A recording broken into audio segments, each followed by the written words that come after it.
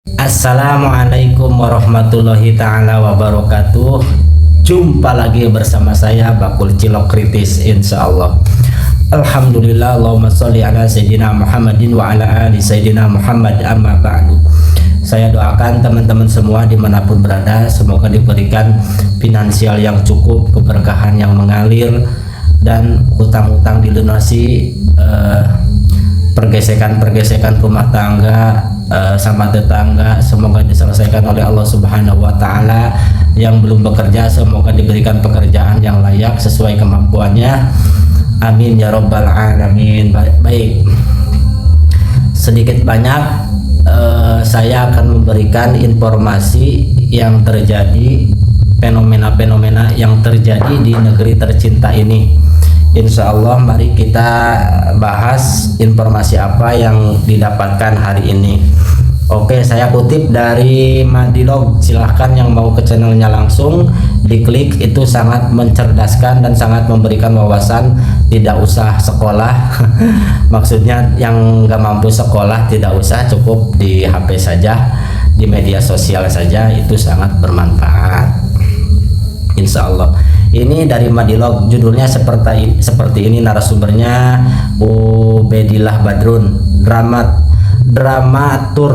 dramaturgi seolah peduli rakyat muak. Ini judulnya ngeri-ngeri, sedap ngeri-ngeri. Dramaturgi seolah peduli rakyat muak. Kita bacakan ringkasan videonya.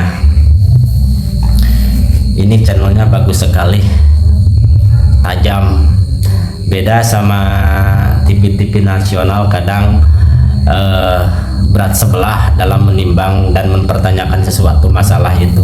Coba saja lihat perbandingannya antara TV nasional sama yang channel-channel yang di luar pemerintahan, menurut keyakinan saya. Mari kita bahas. Podcast ini membahas kekhawatiran serius mengenai kondisi ekonomi dan politik Indonesia di bawah pemerintahan Presiden Prabowo Subianto, dengan menyoroti kritik dari media internasional seperti The Economics dan Nikkei Asia. Poin-poin utama diskusi: krisis ekonomi fiskal. Ubaidillah Badrun menyoroti adanya tanda-tanda krisis fiskal dan moneter, termasuk pelemahan nilai tukar rupiah 17.600 per dolar Amerika Serikat dan beban utang negara yang sangat berat. Utang beban negara yang sangat berat. Makanya rakyat itu harus terus kritik terus Prabowo, supaya apa? Supaya tidak tertidur. Kalau supir tidur itu bisa nubruk, bahkan bisa mencelakakan dirinya dan orang lain yang ikut di penumpangnya. Itu analogi sederhana dari Bakul Cilok Kritis. Mari kita terus kritis. Kebijakan populis yang boros, program seperti MBG, makan bergizi gratis, dan Koperasi Merah Putih dikritik sebagai kebijakan populis yang membebani APBN tanpa memberikan dampak pertumbuhan ekonomi yang signifikan. Tuh. Selanjutnya, pelemahan demokrasi, adanya gejala otoritarianisme dan lemahnya fungsi kontrol legislatif DPR terhadap eksekutif dianggap sebagai kemunduran demokrasi yang berkorelasi negatif dengan kepercayaan investor global. Nah, ini akibatnya. Jadi investor itu yang ada juga malah keluar. Contoh yang kemarin itu yang di mana, yang Jepang apa mana, yang keluar dari Indonesia itu. Silahkan cari sendiri ya, apa di komentar yang ada yang sudah tahu, silahkan kasih tahu saya supaya saya bisa mengetahuinya. Ketidakpercayaan internasional, penegakan hukum yang dianggap masih tebang pilih dan kurang good governance membuat investor asing meragukan stabilitas ekonomi Indonesia. Nah, ini poinnya ada. Kalau hukum tidak ditegakkan, keadilan masih tebang pilih, maka ketidakpercayaan internasional tentang yang mau investor di Indonesia juga ragu karena hukumnya tidak adil. Potensi ledakan sosial jika pemerintah tidak melakukan langkah radikal seperti efisiensi anggaran atau moratorium program populis yang bermasalah, situasi ekonomi diperkirakan akan semakin sulit dan memicu gejolak sosial. Ya, mudah-mudahan Allah Subhanahu wa taala menolong kita semua dari gejolak sosial yang dianalisis oleh pakar-pakar yang sudah pakarnya. Narasumber menegaskan bahwa meskipun situasi saat ini tidak identik dengan tahun 1998, kondisinya bisa lebih parah karena paradoks antara perkembangan teknologi digital yang pesat dengan praktik kekuasaan yang dianggap regresif. Nah, jadi sekarang mah sudah, kalau dulu kan gejolak itu tahun 98 ya. Yang saya tahu, saya masih kecil dulu, masih SD apa. Itu ke kampung masih tidak kurang berdampak, tapi kalau sekarang belum gejolak aja sudah berdampak ke desa-desa, ke kampung-kampung. Contohnya pekerjaan di kota kan yang diharapkan oleh orang-orang kampung, jadi uangnya dari kota ke kampung. Itu logika sederhananya. Mengapa indeks demokrasi berkaitan erat dengan ekonomi? Nah, ini kita bacakan. Silakan yang mau mencatat, saya bacakan dengan secara teratur. Berdasarkan penjelasan narasumber dalam video, indeks demokrasi dan kondisi ekonomi memiliki korelasi yang sangat kuat karena beberapa alasan berikut. Dampak langsung pada ekonomi. Narasumber menegaskan bahwa negara yang memiliki indeks demokrasi buruk dipastikan akan mengalami kondisi ekonomi yang stagnan atau memburuk. Nah, di sini kalau demokrasi buruk, ekonomi juga bisa stagnan atau ambruk. Nah, kuncinya demokrasi.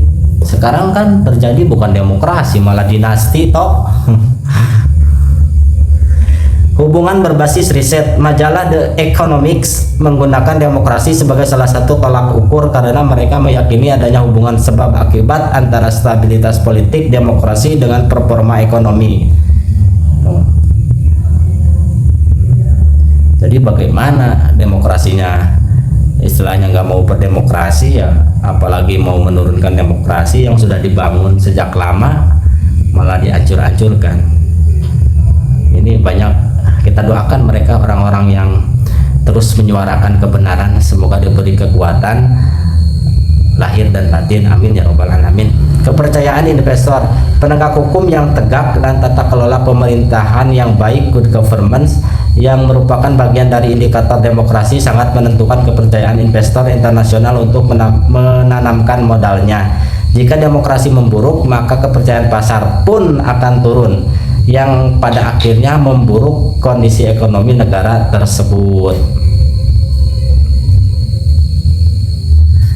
Mengapa investasi asing kian meragukan Indonesia? Tuh, investasi aja nggak mau masuk ke Indonesia, malah negara Asia-Asia lain udah pada masuk. Kalau negara Islam harusnya menjunjung tinggi demokrasi harusnya. Menurut narasumber, investasi asing di Indonesia mulai meragukan stabilitas ekonomi karena beberapa faktor utama yang diungkapkan dalam video.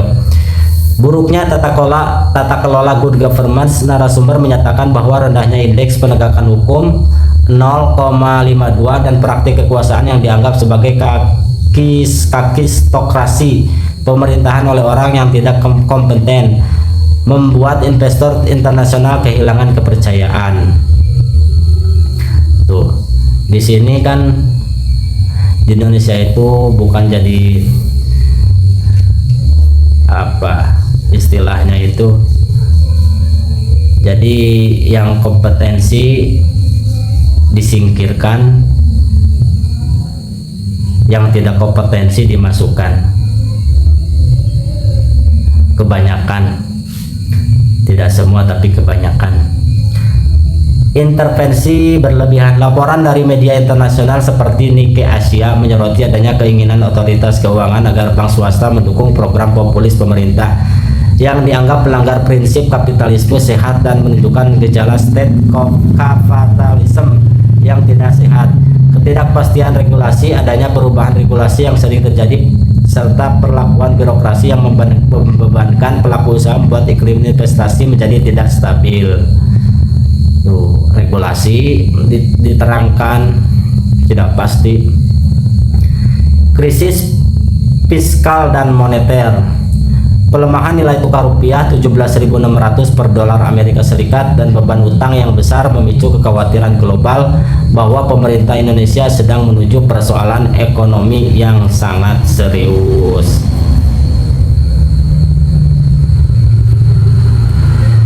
Pertanyaannya bagus nih, satu lagi ya.